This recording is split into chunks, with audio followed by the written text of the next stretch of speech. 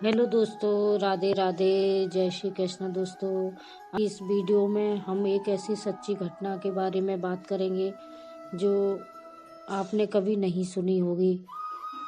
और यकीन मानिए, जब मैंने पहली बार इसके बारे में जाना था तो मेरी भी आंखें नम हो गई थी।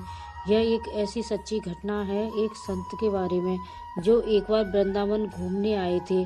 यहाँ वह कुछ दिन रुके, घूमे फिरे, दर्शन किए और जब वापस लौटने का मन किया तो सोचा भगवान का भोग लगाकर कुछ प्रसाद ले चलता हूँ। संत ने रामदाने के कुछ लड्डू खरीदे, मंदिर गए, प्रसाद चढ़ाया और आश्रम में आकर सो गए। सुबह उन्हें ट्रेन पकड़नी थी। अगले दिन ट्रेन से चले। सुबह वृंदावन से चली ट्रेन मुगलसराय स्टेशन तक आने में शाम हो गई।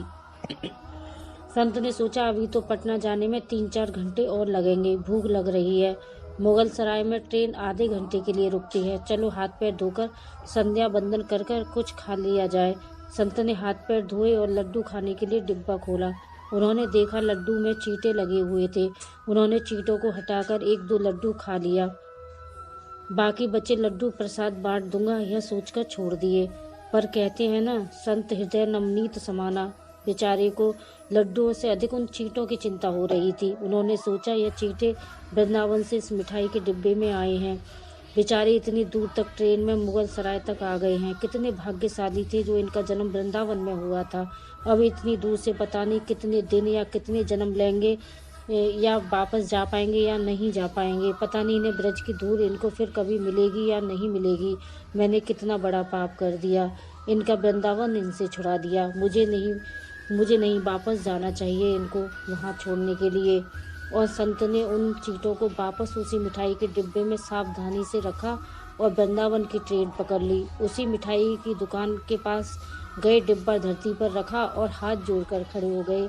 मेरे भाग्य में नहीं कि मैं तेरे ब्रज में रह सकूं, तो मुझे कोई अधिकार नहीं है कि मैं जिसके भाग्य में ब्रज की धूल लिखी है उसे दूर कर सकूं। दुकानदार ने देखा तो पास आया और बोला कि दूसरा मिठाई का डिब्बा दे देता हूँ अगर इसमें चींटे लगे हुए हैं तो। संत ने कहा, भाई मिठाई में कोई कमी नहीं है, इन हाथों से पाप होते रह गया, इसी का पश्चाताप करने में यहाँ आया हूँ। दुकानदार ने जब सारी बातें जानी तो उस संत के पैरों के पास बैठ गए और भावुक हो गए। इधर दुकानदार रो रहा था, उधर संत की आंखों में आंसू थे।